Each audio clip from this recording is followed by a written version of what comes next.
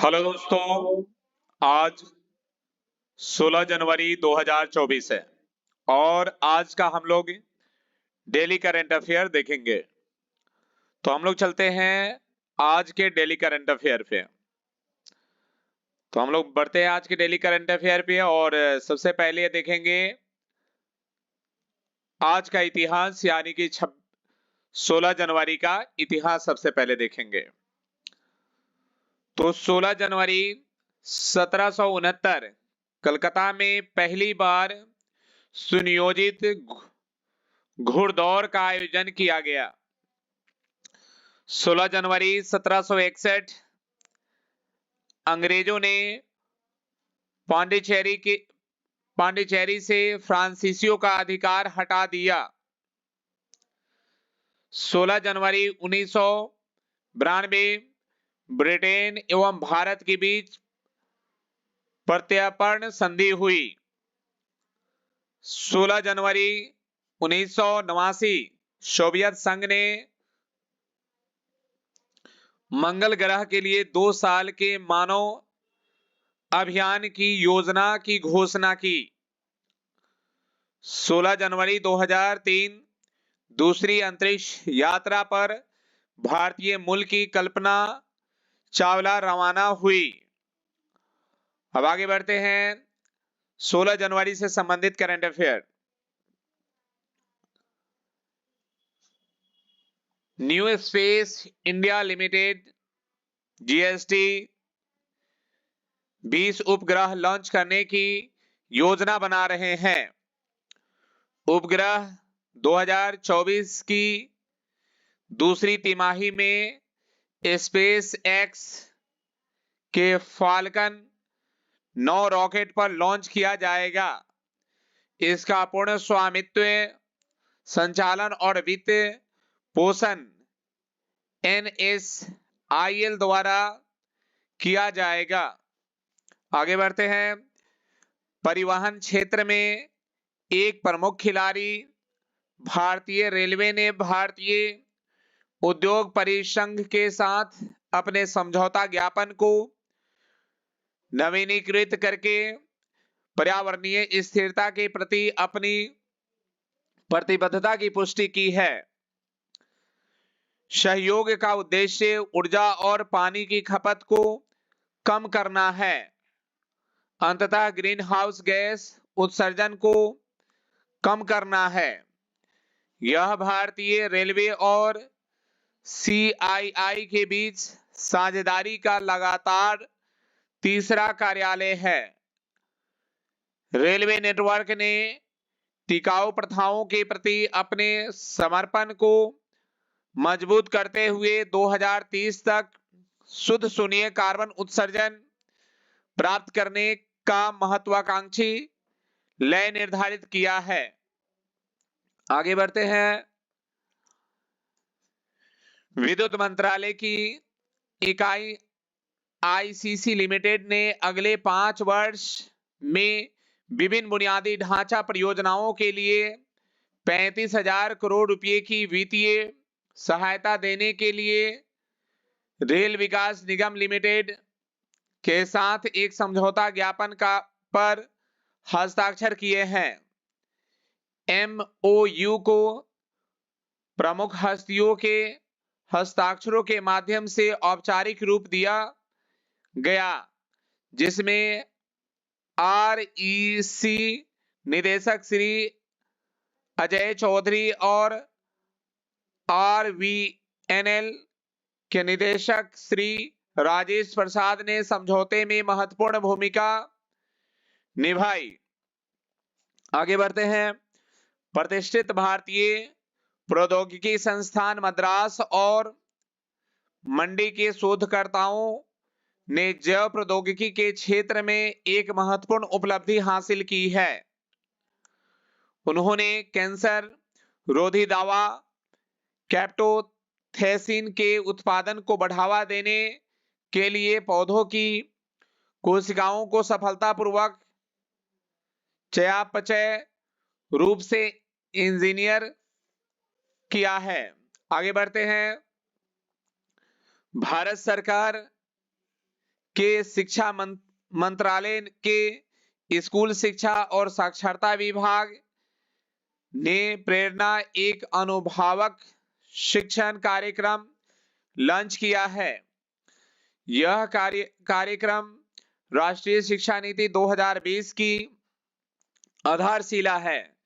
इसका लक्ष्य सभी प्रतियोगिताओं को एक सार्थक, अद्वितीय और प्रेरणादायक अनुभव प्रदान करना है।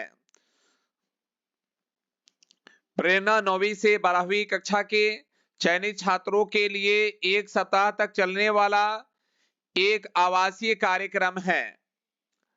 आगे बढ़ते हैं, आगे देखेंगे।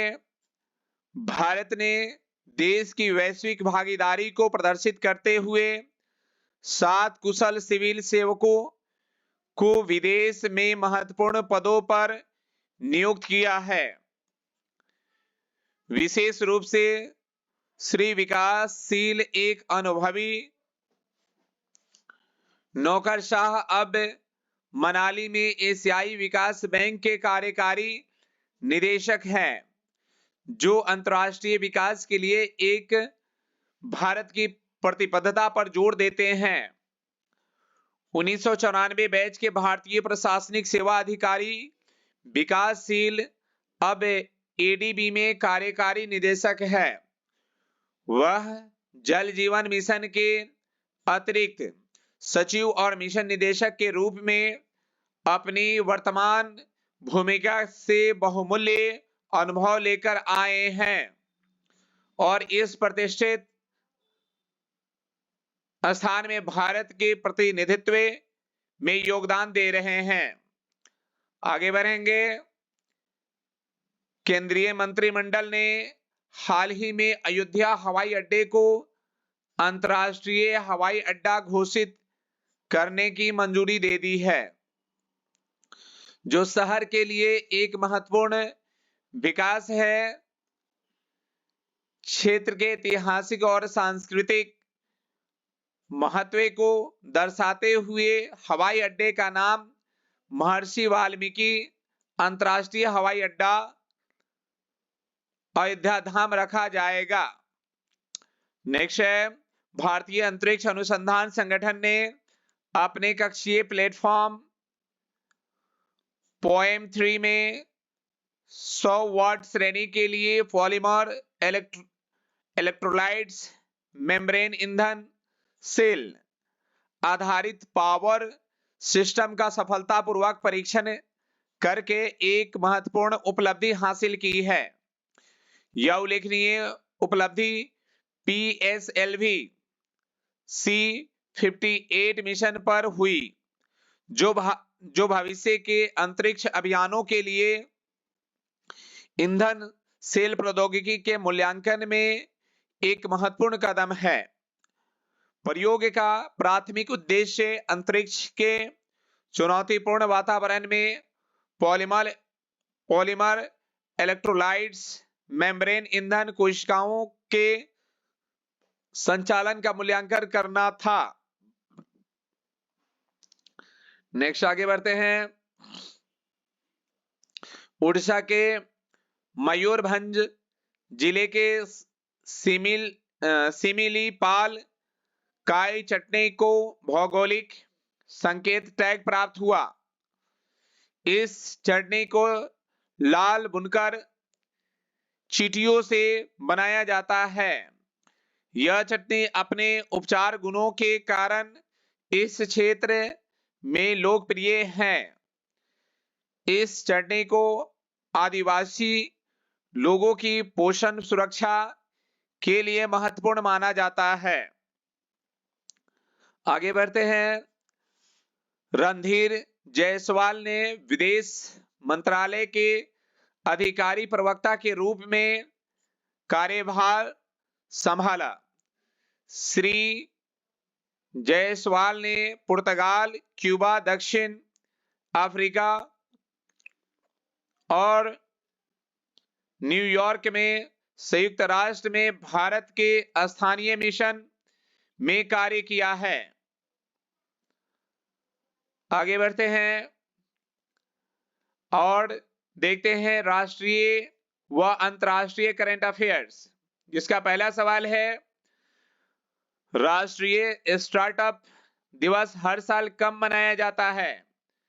तो ये जो है आज ही के दिन यानी कि 16 जनवरी को मनाया जाता है। प्रधानमंत्री नरेंद्र मोदी ने वर्ष 2021 में 16 जनवरी को राष्ट्रीय स्टार्टअप दिवस के रूप में घोषित किया। तब से भारतीय स्टार्टअप पारिस्थितिकी तंत्र की सराहना और प्रचार करने के लिए सरकारी और गैर सरकारी संगठनों द्वारा विभिन्न कार्यक्रम आयोजित किए जाते हैं। आगे बढ़ते हैं। मार्टिन लूथर किंग जूनियर दिवस प्रतिवर्ष कब मनाया जाता है? तो ये आज ही के दिन 16 जनवरी को मार्टिन लूथर किंग जूनियर दिवस प्रतिवर्ष मनाया जाता है। आगे बढ़ते हैं। क्वेश्चन नंबर देखते हैं इसी का। मार्टिन लूथर किंग जूनियर दिवस हर साल 16 जनवरी को मनाया जाता है। यह दिन उनके जीवन और कार्य का स्मरण करता है, जिसे उन्होंने न केवल एक पादी के रूप में बल्कि एक नागरिक अधिकार कार्यकर्ता के रूप में भी दूसरों की सेवाओं के लिए समर्पित किया।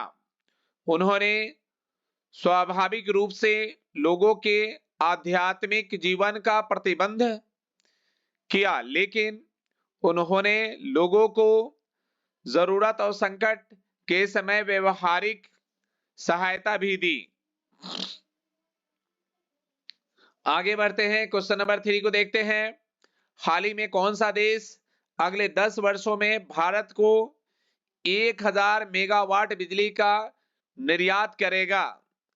तो ये जो है नेपाल। नेपाल अगले 10 साल में 10,000 मेगावाट बिजली का निर्यात भारत को करेगा। नेपाली ऊर्जा मंत्रालय के संयुक्त सचिव संदीप कुमार के अनुसार यह 25 साल का सौदा है, जिसके तहत पहले 10 वर्षों में भारत को 10,000 मेगावाट जल विद्युत निर्यात किया जाएगा।